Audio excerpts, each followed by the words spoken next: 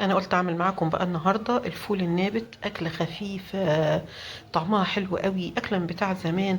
هتشوفوا بقى التركات بتاعتي وازاي انا بعمله، ازاي لون الفول ولون الشوربه بتاعته تبقى فاتحه حتى لو بات يوم واتنين وتلاته في التلاجة.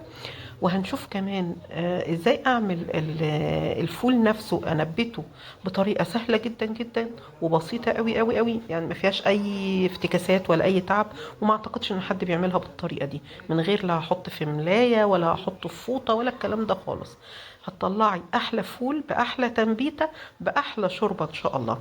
بس لو عجبك الفيديو اتمنى ان انت تشاركيه لاصدقائك عشان يشوفوه، واعملي لايك للفيديو، ولو اول مره تشوفي القناه يشرفني اشتراكك في القناه. ويلا بقى نشوف عملنا احلى شوربه فول نابت بتاعتنا دي ازاي. انا عندي هنا حوالي نص كيلو من الفول البلدي بتاعنا. نقيته كويس لان ساعات بتلاقي فيه طوب او حصى او كده في الفول، لان انا جايباه بصراحه سايب من عند العطار. نقيته كويس. هبتدي اغسله وانقعه بالميه، اغطيه بالميه، مثلا الميه تبقى في ايه بأربعة او 5 سنتي كده. انا غسلته ونقعته بالميه. احنا الصبح بعد الظهر هدلق الميه دي. انا اضطريت انقل الفول بتاعي في بوله اكبر منه شويه. زي ما احنا شايفين ده كده بعد 3 ايام. كنت بعطش الفول، بمعنى ايه؟ ان انا بحط فيه ميه وبعدين ادلق الميه. انا قبل كده عملت معاكم فيديو كنت بحط الميه 12 ساعه وادلقها 12 ساعه، يعني مثلا ايه، هحط الميه الصبح تفضل يفضل الفول في الميه لغايه بالليل، وبالليل ادلق الميه واسيبه ناشف لغايه الصبح، وهكذا كنت ببدل. بصراحه المره دي اول مره، يعني انا مش صغيره، انا كبيره، انا اول مره اعمل اللي عملته دوت، اللي هو ايه، عطشته فتره اطول من اني اخليه ايه منقوع في الميه. يعني انا بنقعه في الميه مثلا اول ما بصحى الصبح الساعه 8 الساعه 9، انقعه حوالي 3 او 4 ساعات، وبعدين ادلق الميه واسيبه طول اليوم لحد تاني يوم من غير ميه، وبعد كده احط ميه 3 4 ساعات. لقيت ده عطاني نتيجه فعلا احسن. فانت قدامك الطريقتين، اما تبدلي كل 12 ساعة، أو يعني صبح وليل، الصبح أنا أنقعه في مية، بالليل أدلق المية، الصبح أنقع مية، وهكذا. أو عطشيه فترة أطول. لما بتعطشيه فترة أطول التنبيتة بتاعته بتكون أحسن وأكبر. شايفة التنبيتة بتبقى أطول. بصراحة أنا ما كنتش باخد التنبيتة الطويلة قوي دي في الأول. ده كده منظر الفول بتاعي. نتمنى بقى ان ايه طريقة تنبيت الفول دي تعجبكم، ويلا بقى نروح نسويه ونعمل شوربة الفول النابت. حطيت حوالي 4 معالق زيت على النار سخنوا. هنزل بالثوم.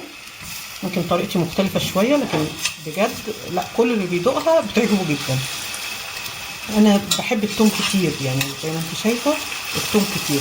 ومش هعمل الفول اللي انا نبته كله لانه كتير عليا على استخدامي، فانا هاخد حوالي نصه والباقي بشيله في الفريزر واطلعه اعمله تاني فول نابت. او زي ما عملنا قبل كده، فاكرين فيديو الملوخيه بالفول النابت؟ بعمل فيه فيديو ملوخيه بالفول النابت، بعمل فيه اي وصفه ثانيه ان شاء الله ابقى اعملها معاكم. هحمر بقى الثوم بتاعي وبعدين نشوف هنعمل ايه بقى. كده انا خلاص الثوم خلاص فاضل له ثواني. ما تغمقيهوش قوي، ما تخلوش يحمر قوي علشان ايه ما يمررش معاكي. انا شايفه ان كده تمام. هنزل عليه بقى بايه، بالميه.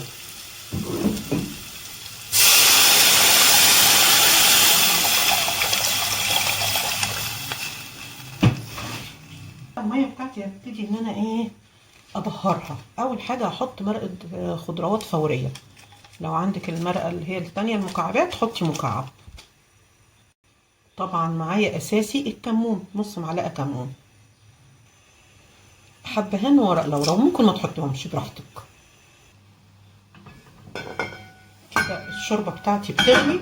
هبتدي انزل عليها بقى بايه، بالنابت. طبعا زي ما اتفقنا انا هشيل جزء منه في الفريزر. النابت شطفته كويس، وبعدين ايه هنزل في الشوربه بتاعتي. هنزل بقى مع النابت. بمجرد ما بنزل بالنابت هنزل بيه عصرة ليمونة. عصرة الليمونة ده بقى اللي هتحافظ لي على لونه فاتح، ما يأكسدش ولونه ما يغيرش، وهتخلي لونه ابيض كده وفاتح وجميل. بس هغطي عليه واسيبه بقى لغايه ما ايه ما يستوي.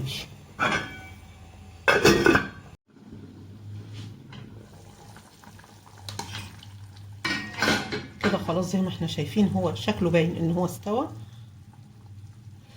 خالص. نحط له بقى الملح بتاعه، نديله غلوه بعد الملح زي ما احنا شايفين. شايفه الميه بتاعته فاتحه ازاي، وريحته بقى تحفه تحفه.